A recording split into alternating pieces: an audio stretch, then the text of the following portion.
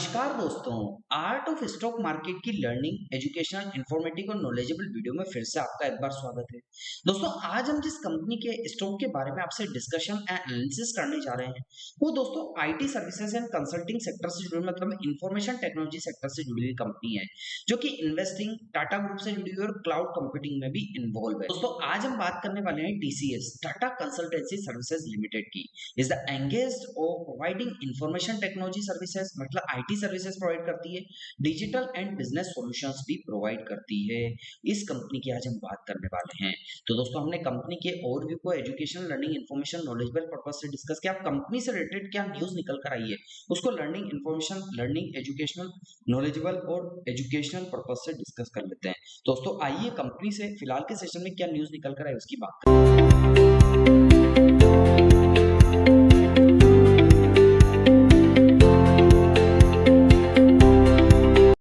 फिलहाल के सेशन में जो न्यूज निकल कर आई उसका हमने सोर्स हिंदुस्तान टाइम्स से लिया है और अपने हिसाब से उस न्यूज को समराइज करके हम आपको समझाने का प्रयास कर रहे हैं। एनालिसिस वीडियो है तो आप ध्यान से इसकी न्यूज को समझिएगा। दोस्तों हमारे चैनल में आपका स्वागत है। आज हम बात कर रहे हैं टाटा ग्रुप की दिग्गज कंपनी आईटी सर्विसेज कंपनी जिसका नाम है टाटा कंसल्टेंसी सर्विसेज टीसीएस के शेयरों के बारे में, जिनका साल 2025 अभी तक निवेशकों के लिए थोड़ा सा काफी मुश्किल भरा रहा है। क्यों मुश्किल भरा रहा है, क्या कारण रहा है, तो दोस्तों उसकी बात करते हैं। तो टीसीएस शेयरों में गिरावट जारी रही है। दोस्तों इस साल टीसीएस के शेयरों में करीब 33% तक की गिरावट दर्ज की गई है।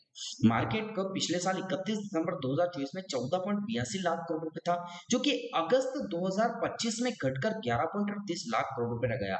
तो कहीं ना कहीं मोटा मोटा 3 से 4 लाख करोड़ रुपए का डिक्रीजिंग या कहा जाए तो गिरावट दर्ज की गई है। 3.43 लाख करोड़ का निवेश वैल्यू कम हुआ है। अब 2008 की पदयात्रा जब लेमन ब्रदर्स क्राइसिस आया था उस टाइम की यदि मंदी को याद करें तो इस बार गिरावट में कई निवेशकों को 2008 में मंदी की याद दिला दी है, जो कि लेमन ब्रदर्स क्राइसिस अमेरिका में होते जो लेमन ब्रदर्स वहां की एक बैंक थी वो पूरी तरह से कोलैप्स कर गई थी और भारत सहित वर्ल्ड के कई स्टॉक मार्केट क्रैश कर गए थे। उस टाइम की मंदी की दोस्तों याद दिलाता है।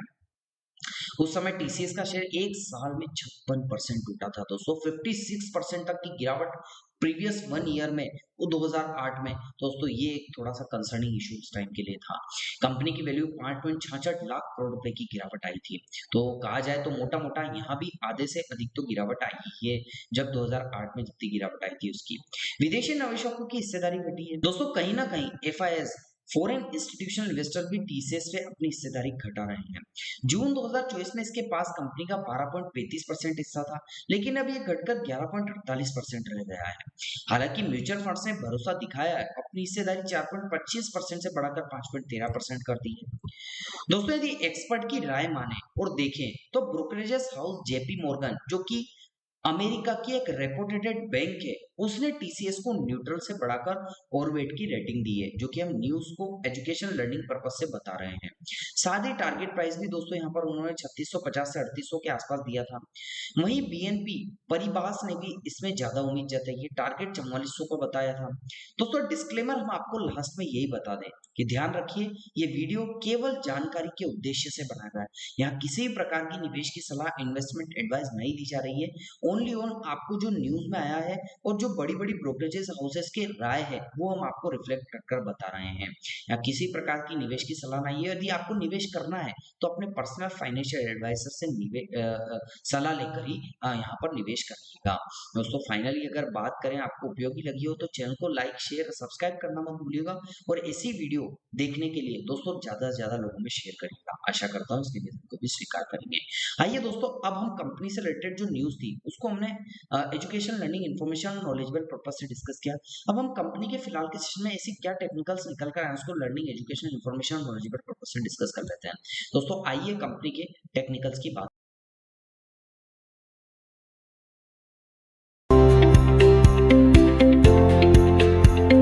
दोस्तों मैं कंपनी के टेक्निकल्स को डिस्कस करने के लिए आपको फिलहाल के सेशन में जो इसका मंथली चार्ट होता है, लॉन्ग टर्म का चार्ट, उस पर लेकर आ चुका हूँ। आपको देखने को मिलेगा कि इसका प्राइस इन दो पैरेलल लाइन के बिटवीन, सपोर्ट और रेजिस्टेंस के बिटवीन ही ट्रेड करता हुआ देखने को मिल रहा है। अब प्राइस की बात करें तो जब प्राइस दोस्तों ऊपर की साइड बढ़ रहा तो कहीं ना कहीं तो सपोर्ट लिया है, जैसा कि यहाँ पर सपोर्ट लिया, फर्स्ट टाइम सपोर्ट लिया इसने अपनी जो सपोर्ट जो ट्रेंड लाइन है उसके आसपास दो पैरेलल लाइन के बिटवीन। तो फर्स्ट सपोर्ट लेकर एक इंपल्सिव आई ऊपर की साइड गया, फिर सेकंड सपोर्ट लिया, फिर इंपल्सिव आई, फिर दोस्तों नीचे की साइड गया तो थर्ड टाइम इसने सपोर्ट लिया।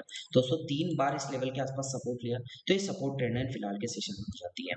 और ऊपर की साइड की बात कर तो जैसा कि फर्स्ट टाइम रेजिस्टेंस रिजेक्शन आया, सेकंड टाइम रेजिस्टेंस रिजेक्शन आया, तो दोस्तों 2 बार रेजिस्टेंस लिया है, तो ये रेजिस्टेंस ट्रेंड लाइन फिलहाल के सेशन में बनकर उठी है। अब प्राइस की बात दोस्तों यहाँ पर करें तो आपको देखने को मिलेगा कि फिलहाल के सेशन में प्राइस 3097 से 3098 के आसपास आपको फिलहाल के सेशन में 3100 के आसपास देखने को मिलेगा।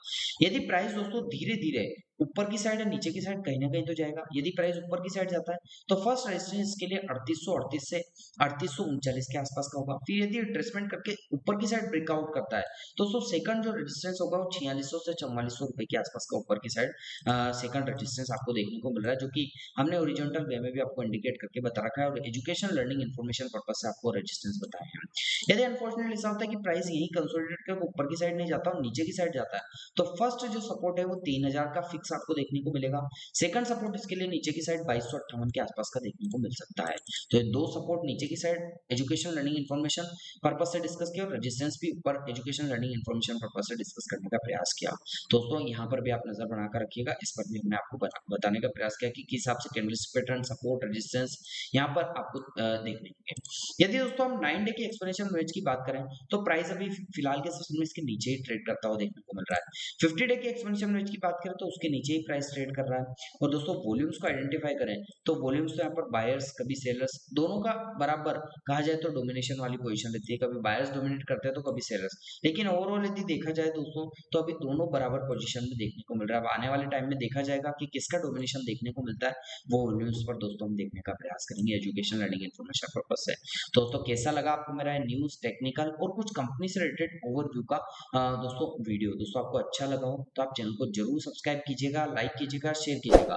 और आपको लगता है कि हमारे द्वारा बनाई गई वीडियो में कोई कमी है तो कमेंट सेक्शन में मेंशन करके आप जरूर बताइएगा, ताकि आगे आने वाली इन्फॉर्मेटिव लर्निंग, एजुकेशन और नॉलेजेबल वीडियो में और अच्छे से अच्छा रिसर्च एंड डेवलपमेंट करके अच्छे से अच्छा कंटेंट आपको डिलीवर कर सके और वैल्यूएबल दोस्तों आपकी जो एजुकेशन है उसमें दोस्तों हम अपनी थोड़ी सी वैल्यू ऐड कर सकें।